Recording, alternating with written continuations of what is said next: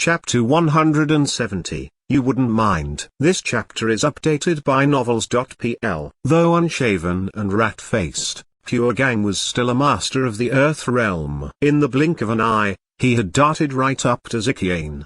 His claw-like hand rent the air as he swiped at Zikiane's chest. Zikiane's expression changed as she immediately started to perform an uncanny sword technique. 8 sword shadows suddenly appeared before her and thrust towards Pure Gang from different directions. Thanks to Zikiane's triumphs in Chikong's secret mansion, her cultivation had broken through into the completion of the Black Realm. However, her unhealed wound lowered her usual speed and introduced flaws into her technique. Your sword technique is full of hollow moves. It's useless against true power. Pure Gang fought. Genuine Chi covered his fingers, giving his knuckles an illusory metallic cluster. Boom! He smashed all the sword shadows to pieces with just a single swipe from his hand. The metallic hand seized Zikiane's waist. With a ripping sound, he tore off a large piece of her robe. Her skin stretching from beneath her left breast to her waist was exposed. The 3 heretics from the rock cave who had just escaped the rock cave stared at her shapely, creamy skin with smoldering eyes. Zikiane covered her exposed skin with her hand. Pure Gang held the piece of the severed white robe to his nostrils and sniffed. "How fragrant," he said. "Go to hell, Godslayer." The first style. Zikiane's sword stabbed towards Pure Gang's heart like a lightning bolt as she executed a sword technique from the lower class spiritual level. Pure Gang's mouth twisted into a cruel grin. He quickly dodged Zikiane's attack, then jabbed at her slender neck to seal the meridians on her lips. After that, he went on to strike 7 other meridians, sealing off Zikiane's genuine chi flow. Zikiane was paralyzed, her sword frozen in place, unable to move even an inch. "Pretty girl, I know you could end your life by simply biting down on the poison in your mouth. But how can you bite down with all your meridians sealed? Ha ha." Pure Gang shook with excitement as his feverish eyes ran over her slender figure. Zikiane had run out of options. She should have given up her false help and committed suicide from the very beginning. There was nothing she could do but await the living hell she would endure once those 3 heretics laid hands on her. As a former member of the black market, she was all too familiar with the ways of their heretics. For some reason, the image of Zhang Yuochen came to her mind. Why think about him now? She thought, scolding herself. Even if he was here, he couldn't beat these 3 heretics. As this thought went through her head, she heard a shrill scream. Boom! Pure Gang flew backward. His body slammed into the rock wall, slumped and went still. His eyes were frozen wide in death. A thumb-sized stone had slammed into Pure Gang's chest, the sheer impact leaving a hole the size of a serving bowl in his chest. Zikiane, who lost all hope, suddenly turned her eyes towards the mouth of the rock cave. Tap, tap. They heard the sound of footsteps slowly drawing closer. It was none other than Zhang Yuochen, dressed in a white robe. He was a tall, handsome youth whose upright bearing embodied all the grace of the royal family. He walked into the rock cave and moved directly towards Zikiane upon noticing that her meridians were sealed. "You there, boy? Are you a student from the school of the martial market?" Chen Lidao asked coldly. When Zhang Yuochen ignored him, Chen Lidao grew so angry that he attacked the boy with a palm strike. Chen Lidao didn't dare take this enemy lightly. This boy had killed Pure Gang with the measly stone, which testified to his power. He channeled all his genuine chi into an overwhelming attack. With a loud thunderclap, he launched a lightning bolt from the center of his palm. Zhang Yuochen halted mid-step. He backhanded Chen Lidao like someone swatting a mosquito, hurling him more than 10 meters away. Boom! Chen Lidao hit the stone wall and spat out a mouthful of blood. His body fell to the ground, limp as a piece of paper. There was a human-sized crater left in the stone wall. Chen Lidao lay limp on the ground, unable to muster the strength to rise. All his bones had been crushed by that slap. He would have already died were it not for his strong vitality as a warrior of the Earth realm. Tuyon stared at the boy in white with great shock and started backing away. Throughout his years in the martial world, he had encountered many strong warriors and built a reputation as a ruthless man. However,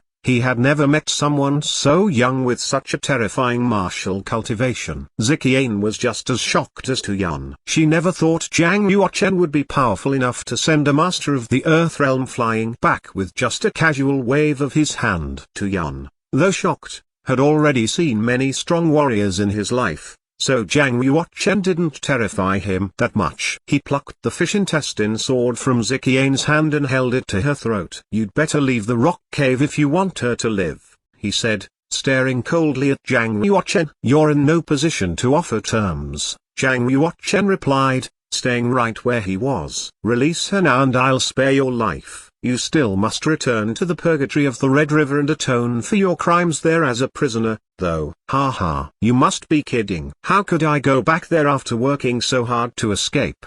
Tu-Yun said with a sneer. Zhang Yuochen shook his head slightly. "Are you really going to turn down this chance to survive?" he asked. Tu-Yun moved the fish intestine sword closer to Ziqian's throat. "You think I won't kill her now if you don't let me leave?"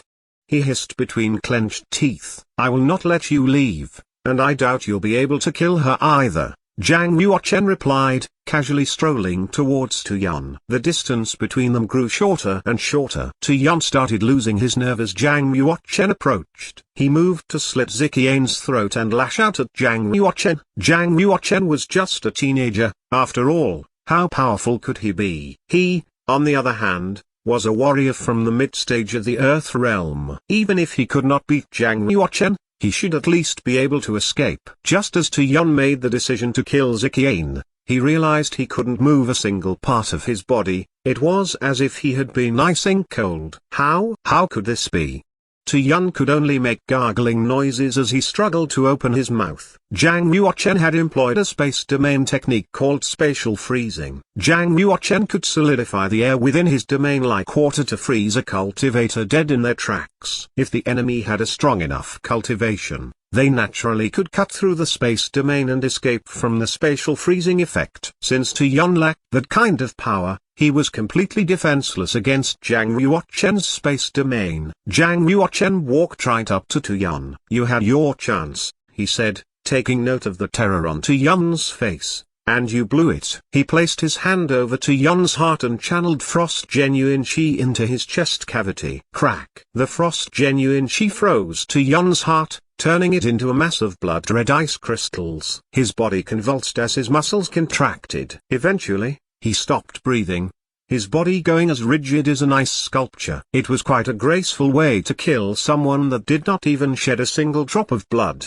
Zhang Yuochen took the fish intestine sword from Tu-Yun's hand and tapped the bridge between Ziqian's eyes. Powerful genuine qi poured into her qi lake. This genuine qi circulated through the meridians of her body. All her sealed meridians were unlocked. Ziqian's limp body fell into Zhang Yuochen's arms. "Thank you," she whispered feebly. Soon after saying these words, Ziqian passed out. When she woke up, she was lying on a stone bed within the rock cave, her injuries already mostly healed. The 6 dead bodies had been removed, leaving only the badly injured Chen Lidao. He was dazed and on the brink of death. Zhang Yuochen sat cross-legged on the ground, seemingly in the middle of cultivation practice. The moment Ziqian woke up, Zhang Yuochen opened his eyes and looked at her. "Are your wounds healed?" he asked. Ziqian looked down at her brand new robe, a blush creeping across her motionless but beautiful face. "Did you change my clothes?" she asked, keeping her head lowered. Zhang Yuochen, ever the unflappable one, gave her a simple nod. "That's my robe," he said. "It's a little big for you, but it will suffice." Ziqian quickly stood and fastened the belt on her robe. "How shameless. Don't you have any sense of propriety towards a woman?"